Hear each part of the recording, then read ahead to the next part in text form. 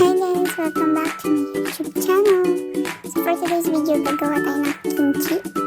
Bumili ako ngayon ng Pechay Bagyo. Siyempre sa palengke. So hinati ko to sa gitna. So bago yun, kailangan mo muna hugasan yung Pechay Bagyo niya naman. So tanggalin mo yung matigas na part dyan sa Pechay Bagyo.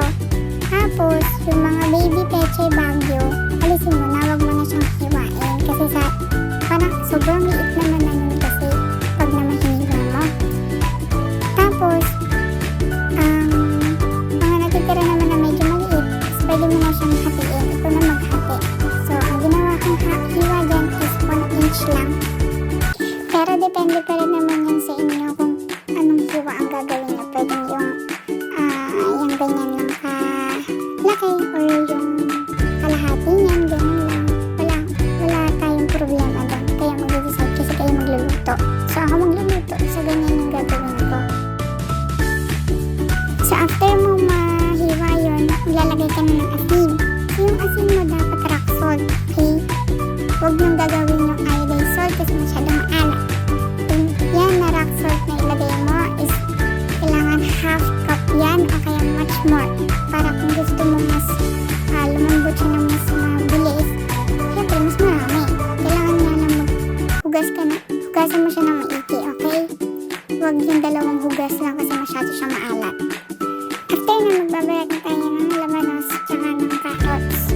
Yung labanos na masyado siya malaki, pero dahil tinatamad na akong hiwain siya, so ayan, ginawa ko na lang binalatan ko siya ng buo. So wala naman tayong problema kung gano'ng kadaming carrots o labanos.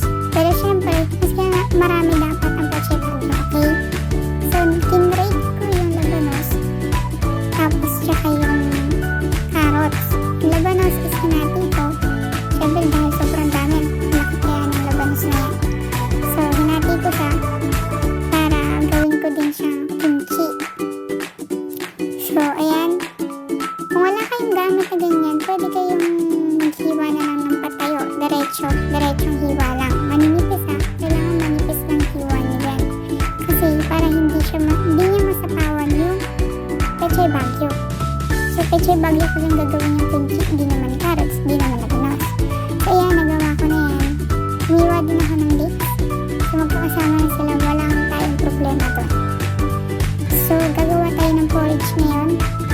2 cups ng tubig, 2 tablespoon ng glutinous rice flour, at kailangan nyo siyang haluin o lusawan nyo muna yung glutinous rice flour sa tubig.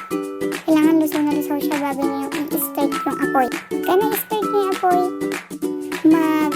halu-haluin nyo lang siya ng maigi. Huwag nyo i-stay na hindi siya mahalo kasi maninigip yung mixture nyo sa baba ng kaldero. Kaya naintindihan nyo ba yun? So, halu-haluin niyo siya hanggang sa mag-lighten na kulay niya and then kumulo. After niyang kumulo, lalagyan niyo na siya ng 2 tablespoon na sugar. Kahit brown siya o kaya naman is white, pwede. Wala tayong problema kung anong kulay na asukal yung lalagay niyo dyan. Kapag naman gumamit kayo ng sweet rice flour, huwag na kayo maglalagay ng maraming asukal. Pwede nga 1 tablespoon na lang yung lagay nyo. So, pwede nyo nang patayin yun dahil kumukulo na. So, ngayon, ang gagawin natin is magkagadgad tayo ng onion, pati na rin ng luya. Pero kung wala kayong gamit na ganyan, syempre wala tayong problema dyan. Pwede natin gawin is i-mince nyo ng pinong-pinong-pino yung mga bawang sibuyas at luya nyo. So, kailangan pinong-pino sila. Hindi sila makikita dun sa kimchi. Makita man sila, mga bits lang sila na nagpapakita. So ayan, para siyang lusaw na dahil dinigid ko. At ito naman yung bawang. So yung bawang ko is mini-mince ko lang dyan. Habang ginagawa natin yan, please like, subscribe, and click the notification bell para lagi kayong update sa aking mga video na i-upload. Yun lang, balik na tayo dito sa aking luluto. Siyempre, after mo mapino yung bawang, ilalagay mo na siya dun sa sibuyas tsaka dun sa luya. So, after nun, maglalagay tayo ng patis. 1/2 cup ng patis yan. So hindi po ng puno yung nalagay ko, pero wala tayong problema doon kung puno yung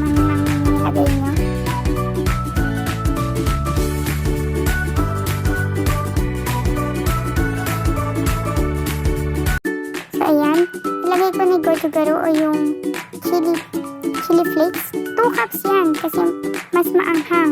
Pero kung hindi kayo mahilig sa sobrang anghang, syempre pwede nyo siyang bawasan ng 1 cup at ilagay nyo lang yung 1 cup.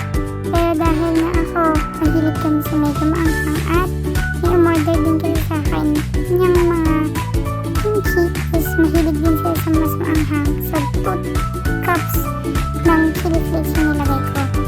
Kaya manghaluin dun sa mixture ng bawang sibuyas at luya, nilagay ko na siya sa may porridge dahil medyo malamig yung porridge natin.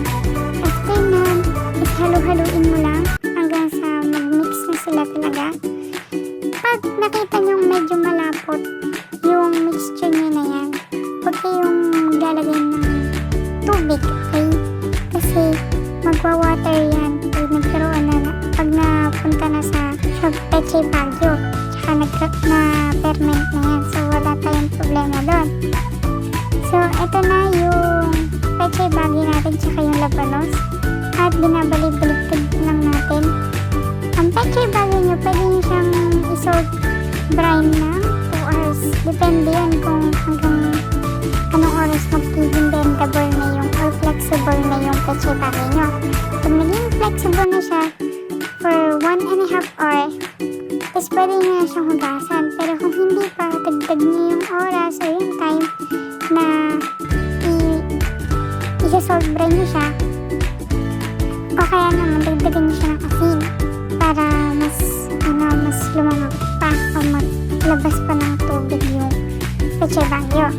Pagkayari nun, huhugasan nyo sila ng maigi at kailangan wala ng lasa or wala na kayo malalasahang asin dun sa labas ng Pechay Baguio pag natikman nyo. Pag kinagat nyo, syempre dapat may lasa pa rin ng asin. Hindi dapat mawala ng yung lasa ng asin sa loob ng Pechay Baguio, okay? So ayan, hugasan nyo siya. Kahit 2 hugas lang, okay na yun. Pero kung marami kayo nalagay na asin sa Pechay Baguio, syempre dagdagan nyo pa rin. So dito sa isang banyer na to, malinis to, ito yung pinaglalagyan ko lagi ng kimchi. So ilagay nyo yung Pechay Baguio, yung carrots, labanos, tsaka yung leeks na nilagay nyo na hinugasan nyo na, at pati na rin yung mixture ng kimchi. So massage nyo yung style nyan. Kailangan ma-coat lahat ng Pechay Baguio na nilagay nyo para hindi makita na may naputla, may sobrang tabang ng kulay, ganon yung customers nyo kung magbibenta man kayo. So halo-halo lang. Siyempre kailangan nyo ng gloves kung kinakailangan, dahil yung gloves na yan ang protect din sa inyo yan dahil maanghang nga yung kimchi. Okay, so ulit-ulit lang yan, lalagyan nyo yung sauce o yung kimchi mixture, yung gulay, tas massage.